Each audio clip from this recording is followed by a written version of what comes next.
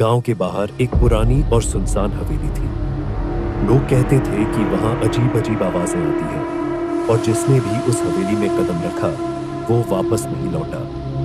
एक रात गांव का साहसी युवक अर्जुन अपने दोस्तों के साथ सच्चाई जानने के लिए हवेली में जाने का फैसला करता है। दोस्तों ने उसे समझाया लेकिन उसने किसी की न सुनी। रात का समय अर्जुन और उसके दो दोस्त टॉर्च लेकर हवेली के पास पहुंचे। हवेली के दरवाजे पर जंग लगी हुई थी। दरवाजा धक्का देने पर धीरे धीरे खुला और एक ठंडी हवा का झोंका उनके चेहरे से टकराया। हवेली के अंदर हर जगह धूल और मक्खी के जाले थे। अर्जुन ने अपने दोस्तों को दिलासा दिया, डरो मत, कुछ नहीं होगा, ये सब मन का वहम है।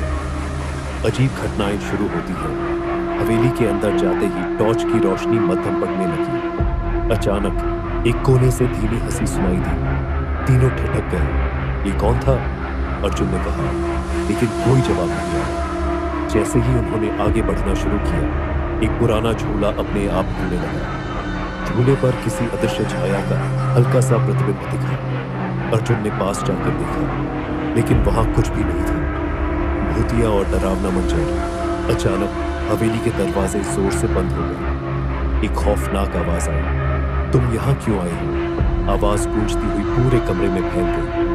अर्जुन ने चारों तरफ देखा, लेकिन कोई दिखाई नहीं दिया। तभी एक दोस्त चिल्लाया, कुछ ने मेरा हाथ पकड़ा, और वो बेहोश होकर जमीन पर गिर गया। बचा हुआ अर्जुन और उसका दूसरा दोस्त बुरी तरह डर गए। हवेली की दीवारों पर खून जैसे निशान बनने लगे। अर्जुन ने अपने दोस्त को पकड़कर वहां से भागने की कोशिश की, लेकिन जैसे ही उन्होंने दरवाजे की ओर कदम बढ़ाया, एक लंबी परछाई उनके सामने प्रकट हुई।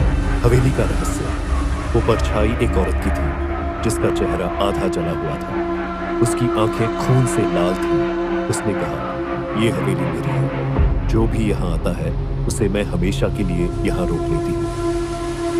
अर्जुन ने हिम्मत जुटाकर पूछा, तुम कौन हो? औरत ने बताया कि वो इस हवेली की मालकिन थी जिसे उसके परिवार वालों ने जला दिया था। उसकी आत्मा बदला लेने के लिए यहां भटक रही थी। अंत अर्जुन ने अपनी जान बचाने के लिए माफी मांगी। परछाई जोर से चीखी और हवेली की दीवारें हिलने लगीं। अर्जुन अपने दोस्तों को खींचकर दरवाजे तक पहुंचाने में सफल हुआ। जैसे ही उन्होंने दरवाजा खोला, एक तेज आवाज के साथ हवेली गायब हो गई।